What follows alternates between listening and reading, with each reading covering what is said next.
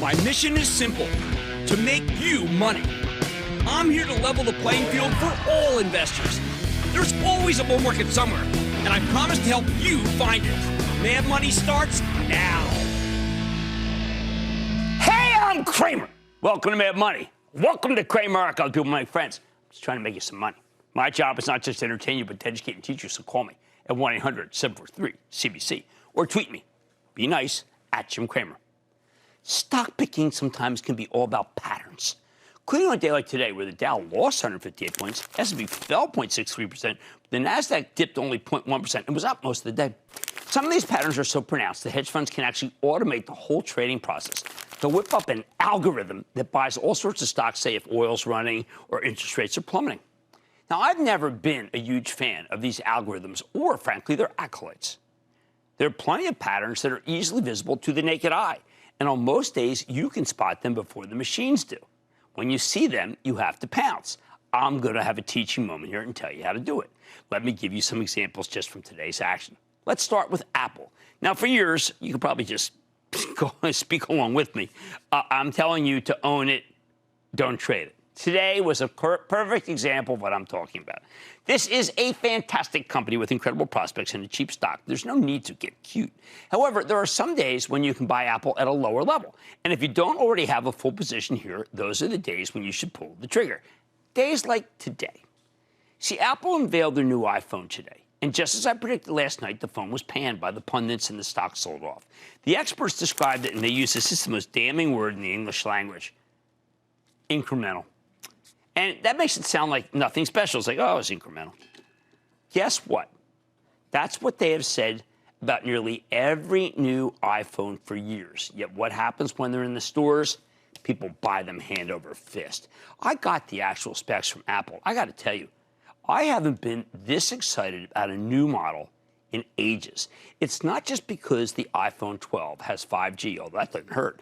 I love the screen, the colors, the huge leap in durability. And that is a great leap forward for anyone who's ever had to deal with a cracked screen. I cracked mine in Mexico. Then I got a splinter in my hand. It was like, oh, bad. This thing's got a bunch of new features. They're doing very cool things with the camera. It's insanely fast. I feel like Stieglitz when I have it. But to listen to the critics, oh, it's nothing special. Feels like some of these guys haven't liked anything Apple's put out since Steve Jobs died. Me? Hey, I have the 11, and I've already put the word out to my wife that I want the 12 for the holidays, ideally the bigger one. I know what you're thinking already. I can see it on Twitter. Easy for you to say, Cramer, you can afford it. This is like the humongous criticism I got for wearing an Italian 180-count fiber suit to my garden last weekend when I picked a gourd up. I mean, how can anyone hate a guy like that? Do you think I really garden in my suit? Believe it or not, I don't. And I'm not going to pay full price for the new iPhone either. I'm going to turn in the 11 to buy the 12. Regardless, even if you think I'm an out-of-touch coastal elite person who wouldn't even know the price of a milk carton, Apple's got a pattern. The stock always runs up into the launch, then it comes back down as the analysts explain why they are so unimpressed. They're almost like that's their day to be able to grit their teeth and say, Apple, I know better than you. Historically, this post-launch pullback has been a fabulous moment to buy Apple. Pattern number 2, Amazon Prime Day. You know, every year people get hyped for Amazon's made-up shopping holiday. Every year it fails to inspire. Now, I actually had my team peruse the sites. We were surprised there was, like, nothing we really wanted. I mean, I didn't see anything. I mean, like, nothing. I was going to buy an electric toothbrush. But, yeah. Anyway, what happened? Well, the stock ran up 300 points going to this event. Now, it's propelled by what I regard as clueless buyers. Now, the stock was able to run at one point today, but then it collapsed and gave up nearly all the gains it had today. In other words, it was a futile sucker's rally, and it's probably not even done. Listen, Prime Day was scheduled months ago. You don't pay up for a stock betting on an event that everybody already knows about, and I say that as someone who really likes the stock of Amazon. You have to have at least some sort of edge before you pull the trigger. You can't just look at a calendar and say, oh, let me buy some Amazon ahead of Prime Day, make a lot of money, and people see how well they did. No, that's not investing. That's not how it works.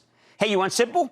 I've been telling you I hate the bank stocks, which is why we only own 2 of them for Travel Trust. JPMorgan, because it's best of breed, and Goldman Sachs, because it's really an investment bank, not a bank. Investment banks are doing great. I'll find out tomorrow. I might have to eat crow. As soon as Citigroup reported this morning, the stock started sliding and dragged down to JPMorgan.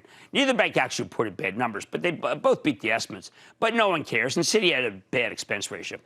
Wall Street has no interest in owning the banks going into this COVID-induced small business apocalypse. And in Citi's case, a lot of money needed to handle risk controls. They have to boost that. That's dead money.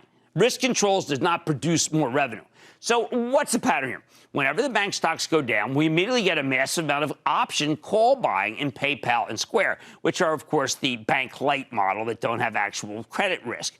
Not just call options. A lot of it is call options that are out of the money. Now, the market makers who have to short the calls to them and then short the stock to protect themselves are getting hurt.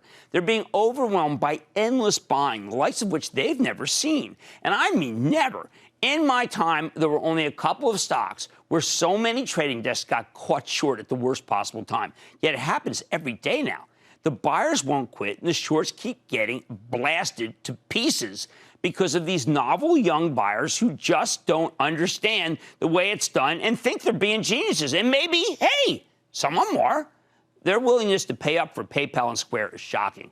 Professionals hate moving stocks up with their own buying. That's Bush League.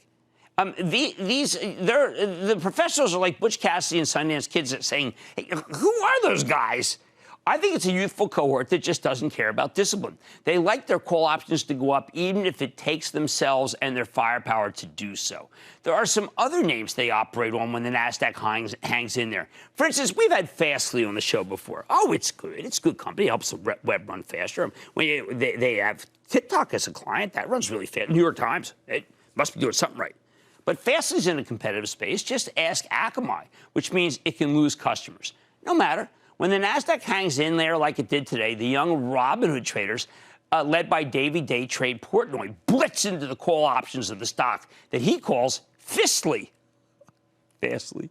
The institutions that were shorting the stock expected to have a weaker quarter just get run over day after day. Portnoy moves Fistly the way Russell Wilson moves the Seahawks. Here's another pattern. Today, we got some bad news on the COVID front from both J&J and Eli Lilly. They both had to pause the clinical trials, J&J for its vaccine, Lilly for its antibody therapy, because of safety concerns. Neither of these seemed like an actual big deal to me. But whenever there's bad COVID news, in other words, that COVID is winning over humans, well, what happens? Well, these young people, they grab Peloton, they buy DocuSign, they buy Roku, and they buy Zoom Video. Those are the most obvious plays in stay-at-home economy, and they say, oh, let's buy some calls on them. Does any of this make sense? As I said last night, there's been a lot of silly buying lately. These patterns are so ingrained and gettable, it's almost surprising that everyone hasn't already figured them out. I know Royal Caribbean did today. Whoa, what about a Hawaiian punch? You know why? Here's the bottom line. Sometimes the pros miss out on patterns because it's just too stupid to believe, too obtuse. When you have buyers who are this thoughtless, you get obvious patterns where you have to forget your discipline and go back to a simpler time where people bought stocks way too high, ended up selling them lower, at what I regard as an investing strategy that can only be described as ill-advised. Don't miss a second of Mad Money. Follow @Jim Cramer on Twitter. Have a question? Tweet Cramer. #MadTweets. Send Jim an email to madmoney@cnbc.com or give us a call at 1-800-743-CNBC. Miss something? Head to madmoney.cnbc.com. Shepard Smith here. Thanks for watching CNBC on YouTube.